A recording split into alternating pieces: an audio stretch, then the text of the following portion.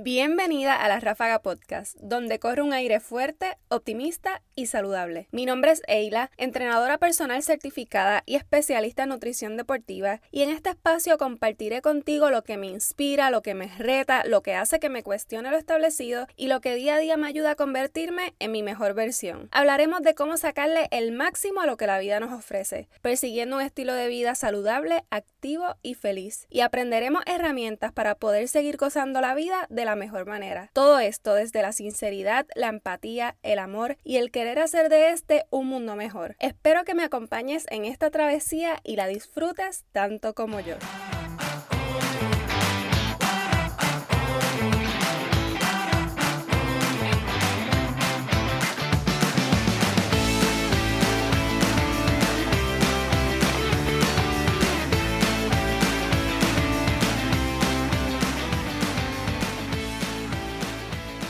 Bueno, ya estamos en el episodio número 3 y yo estoy súper feliz de poder continuar compartiendo con ustedes. La verdad que la acogida del podcast en tan solo 2 episodios ha sido extremadamente buena. Yo estoy súper contenta y complacida y le doy las gracias y le envío un abrazo a todas esas mujeres que se identificaron con el episodio anterior. Recibí muchos mensajes, me enviaron muchos screenshots de que estaban escuchando el episodio y la verdad que de esto se trata y ya con eso ustedes me hicieron la semana completa. Así que 1,000,000 de gracias. Ahora sí, vamos a arrancar con el tema del episodio número 3. Yo estoy segura que ustedes en algún momento han escuchado hablar sobre la abstinencia sexual antes de algún evento deportivo. En mi experiencia, este tipo de comentarios se daba en estas peleas de boxeo donde se reunía toda la familia. Siempre había uno que otro chiste referente al tema. Esto también es común escucharlo en su mayoría de coaches y atletas masculinos. Esto no es algo que normalmente escuchamos a las mujeres atletas hablar de esto. Y es porque se cree que esta práctica puede darle algún tipo de ventaja en el rendimiento a los atletas masculinos, muchas veces en deportes donde requieran mucha fuerza. Pero ciertamente nos hemos puesto a pensar de dónde sale esta creencia. Si es cierta, ¿esto aplicará entonces también a las mujeres? Y más importante aún, si realmente hay un efecto detrás de esto o simplemente es un mito que llevamos cargando por años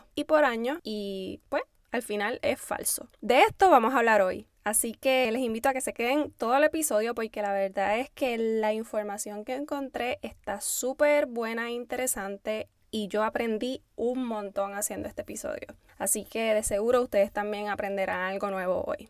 Entonces, para arrancar, la primera pregunta que me hice y que pienso que nos debemos hacer es ¿de dónde viene este argumento o creencia? Pues el pensar que la actividad sexual puede afectar el rendimiento de manera negativa viene desde los tiempos de la antigua Grecia y Roma, o sea que esto viene de hace un montón, de un fracatán de años atrás. En estos tiempos antiguos se consideraba que la abstinencia le iba a asegurar a los atletas un mejor performance y también que iban a lograr tener una comunión absoluta entre el cuerpo y su espíritu. Esto venía influenciado también por la creencia de que con grandes sacrificios se obtienen grandes logros o grandes recompensas. Entonces, una de las razones por la que los coaches promueven la abstinencia sexual es por la creencia de que la frustración o la acumulación de ese deseo sexual aumenta la agresividad. Esto junto con la creencia de que la eyaculación baja los niveles de testosterona, reduciendo así la agresividad y la fuerza muscular. Por eso muchas veces este tipo de práctica se asocia con el boxeo primordialmente, porque es un deporte, ¿verdad?, que requiere fuerza y agresividad. Entonces, hablamos de la testosterona y hemos escuchado el término, pero realmente, ¿qué es la testosterona? Pues la testosterona es la principal hormona sexual masculina. Sin embargo, también hay que dejar saber que las mujeres también tenemos pequeñas cantidades de testosterona en nuestro cuerpo. La testosterona es una hormona esteroide producida en los testículos de los hombres y en nosotras las mujeres producida en los ovarios. Existen también las glándulas suprarrenales que también producen esta hormona, pero en pequeñas cantidades. Y la testosterona es la causante de aumentar la fuerza y la masa muscular. Cabe señalar, antes de adentrarnos más en este tema, que la evidencia científica existente hoy en día aún es muy poca, por lo que todavía este tema es debatible y un poco controversial. Lo que sí es evidente es que más evidencia científica es necesaria, con más data controlada, para llegar a conclusiones concretas sobre este tema. Como parte del research que hice para este episodio, encontré un estudio sistemático súper nítido y completo, y es en el cual me voy a concentrar. Este review fue realizado en el 2016 y se llama Sexual Activity Before Sports Competition, a Systematic Review. Voy a dejar el link en las notas del programa. En este review, varios profesionales de la salud y de la medicina deportiva crearon un checklist, un algoritmo y se crearon unas preguntas específicas con ciertas palabras claves relacionadas al tema para entonces desarrollar una estrategia de screening y así encontrar todos los estudios existentes relevantes a este tema. La búsqueda inicial de este screening resultó en 512 referencias. Luego de sacar los resultados duplicados, porque este algoritmo buscó en diferentes bases de datos, fue muy común ver estudios repetidos. Luego de sacar estos duplicados, la lista se redujo a 142. Y se añadió uno adicional que encontraron en Google Scholar. Luego, 130 estudios fueron rechazados por no cumplir con los criterios iniciales. Entonces esta gente siguió filtrando los estudios y luego de leerlos completos eliminaron 4 más que no eran relevantes con el tema, para así entonces terminar 9 estudios que son los que cubren este review que les mencioné. Y aquí vamos a discutir hoy algunos de ellos. Importante mencionar que aunque estos 9 estudios sí están relacionados al tema, no investigan el tema de manera sistemática, o sea que no toman en cuenta ni género, ni intensidad en el tipo de ejercicio, ni la diferencias que hay entre tipos de ejercicio. Otro punto bien importante es que la mayoría de estos estudios son enfocados en hombres. Sí hay un estudio que se puede resaltar. Este estudio incluyó 14 mujeres ex atletas entre las edades de 24 a 49 años. En el mismo evaluaron el impacto del encuentro sexual en el rendimiento de la fuerza. El estudio se realizó en 2 diferentes secciones. Una a primera hora en la mañana, luego de haber tenido relaciones sexuales la noche anterior, y la segunda sesión 6 días después de haber tenido el último encuentro sexual. En este estudio midieron la fuerza muscular usando un dinanómetro. ¿Y qué rayos es un dinanómetro? Pues un dinanómetro es un instrumento utilizado para medir la fuerza. By the way, como dato curioso, el dinanómetro tradicional lo inventó Newton y se basa en la capacidad de deformación de los cuerpos elásticos, por lo que a mayor fuerza ejercida, mayor deformación y mayor peso movilizado. Esto me acuerda mucho a física y algunas clases de ingeniería en el colegio. Entonces, en este estudio no se encontró ninguna influencia en la fuerza muscular debido a la actividad sexual. También se hizo un estudio similar, pero con la población masculina, con gente que no hacían ejercicio. En este se estudió el rendimiento aeróbico utilizando cicloergometría. ¿Y qué rayos es cicloergometría? Pues esto es un tipo de bicicleta estacionaria que mide la cantidad de trabajo, fuerza por distancia, que ejerce un individuo. Y en el mismo se concluyó que el encuentro sexual tampoco impactaba negativamente cuando ocurría mínimo 10 horas antes de la competencia. Sí se encontró un efecto negativo si ocurre en un intervalo de menos de 2 horas. Lo que se encontró como negativo fueron valores más altos en la frecuencia cardíaca 2 horas después de la relación sexuales. No se encontraron diferencias significativas en la carga de trabajo lograda ni en la concentración mental de los atletas, o sea que el efecto negativo o adverso solamente se vio en la frecuencia cardíaca. Otro de los estudios realizados y comentados en este review se le hizo a corredores amateurs masculinos. Este estudio lo que buscaba era el potencial efecto del encuentro sexual plus el impacto de otros 4 comportamientos incorrectos en el rendimiento de un maratón. En el mismo se encontró un efecto positivo en cuanto a las relaciones sexuales y un efecto negativo en cuanto a hábitos poco saludables como el beber y el fumar. Sin embargo, la muestra en este estudio fue una bien pequeña, por lo cual no se puede hablar con precisión.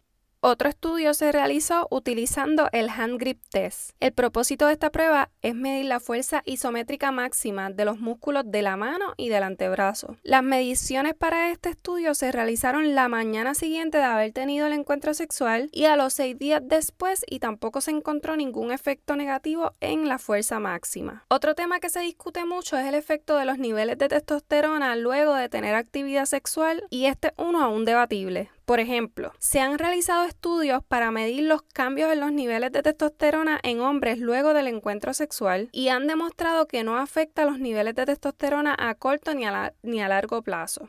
Sin embargo, existe otro estudio que midió los niveles de testosterona encontrados en la saliva de 4 parejas heterosexuales. En este caso, midieron los niveles de testosterona antes y después de haber tenido un encuentro sexual durante 11 días y luego los midieron durante otros próximos 11 días donde no hubo actividad sexual. En los niveles de testosterona aumentaron en la tarde que las parejas tuvieron relaciones y bajaron cuando no hubo actividad sexual. Por lo que en este tema referente a la variación de los niveles de testosterona, pues aún es debatible. Basada en esta información disponible, sí se ha visto un cambio en la manera tradicional de pensar sobre la abstinencia en los Juegos Olímpicos. Por ejemplo, en el pasado era bien notable el apoyo de la idea de abstenerse para lograr un mejor rendimiento. Sin embargo, en las pasadas ediciones, los coaches se están moviendo a reconocer que la actividad sexual tiene bien poco o ningún efecto negativo en el performance de sus atletas y que tiene hasta un efecto relajante que beneficia la atención que tiene el atleta antes de un evento tan demandante e importante como este. Y que el limitarlos a tener relaciones sexuales lo que probablemente hace es que agrava la tensión que ya de por sí tienen estos atletas con la carga, ¿verdad? De querer tener un buen performance en este evento tan importante a nivel mundial. También es bien importante reconocer el aspecto psicológico en este tema, porque por ejemplo, las relaciones sexuales generalmente solo gastan un promedio de 25 calorías. Esto es similar a tú subir 2 pisos en escalera. Entonces, en el mundo deportivo nos inclinamos muchas veces a pensar que la abstinencia va a traer algún tipo de beneficio porque vamos a evitar gastar toda esa cantidad o esa energía, cuando sin embargo el gasto calórico en la actividad sexual es bien poco. Y en el aspecto psicológico, la mayoría de los estudios concluyen que la actividad sexual puede tener una fuerte relación con la calidad de vida de una persona. La satisfacción sexual está directamente asociada a un mayor nivel de calidad de vida, a un mayor nivel de bienestar, mientras que la abstinencia prolongada puede estar asociada con la depresión, aislamiento, etc. Y está comprobado que existe una fuerte relación entre el sexo regular y los niveles de salud mental. En general, podemos decir que sí existe un impacto global positivo de tener relaciones sexuales la noche anterior de una competencia en el rendimiento del atleta, especialmente desde el punto de vista psicológico, porque el sexo tiene un efecto relajante que puede ayudar a aliviar el estrés de la competencia en deportes de resistencia como lo son el maratón o en deportes que requieran mucha concentración. Y algunos entrenadores apoyan la práctica sexual por ese factor de relajamiento antes de un evento importante. Entonces, ¿qué pensamientos finales podemos destacar de todos estos estudios que comentamos hoy? Pues pese a que es un tema que se ha estudiado por más de 60 años, la realidad es que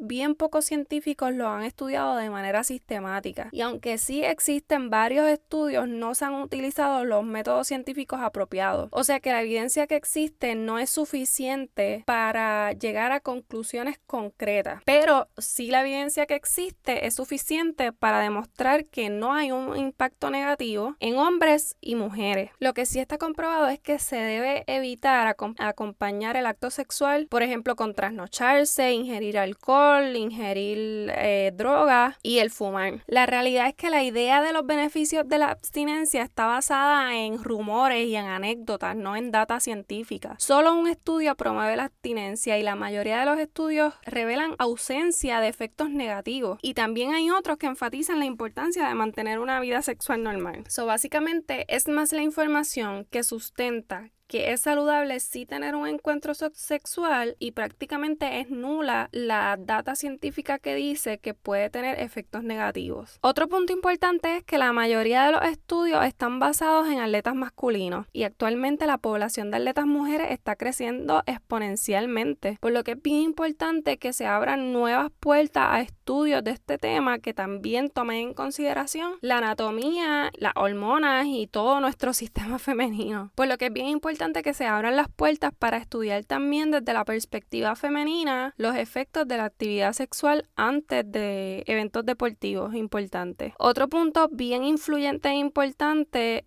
son nuestras percepciones de la actividad sexual, porque estas varían de acuerdo a la cultura, a los países y a las religiones. Y esto es otra variable que se debe tomar en cuenta en futuros estudios. Y la realidad es que las experiencias individuales que tenemos muchas veces hablan de un efecto positivo de rendimiento luego de la actividad sexual si al menos se lleva a cabo 10 horas antes de la competencia deportiva. Y particularmente si no están asociadas con malos hábitos como, por ejemplo, y se mencionó anteriormente, el abuso del alcohol y las drogas o el fumar. Sí es importante que las investigaciones futuras aclaren con mayor profundidad algunos de estos aspectos relacionados con las diferencias étnicas, de género y deportivas. Déjame saber qué te pareció este tema a través de las redes sociales. La verdad es que yo aprendí muchísimo en el proceso de prepararme para el mismo. Así que aunque la evidencia es poca, la realidad es que es bastante clara. Ningún estudio ha presentado o ha podido sustentar contundentemente efectos negativos en el rendimiento de una persona luego de tener relaciones sexuales la noche anterior. Y por el contrario, sí se resaltan aspectos positivos de esta práctica, ayudando a la concentración y a la relajación la noche antes de un evento importante. Así que déjame saber qué te pareció este tema a través de las redes sociales. La verdad es que yo aprendí muchísimo en el proceso de prepararme para el mismo. Si te gustó este episodio, compártelo en tus redes sociales con tus compañeros de entrenamiento o con ese coach que te envía a ponerte a dieta. Te invito a que me sigas en todas las redes sociales, en Facebook, Instagram, Twitter como La Ráfaga Blog y en tu aplicación de podcast favorito como La Ráfaga Podcast. Si me escuchas a través de Apple Podcast,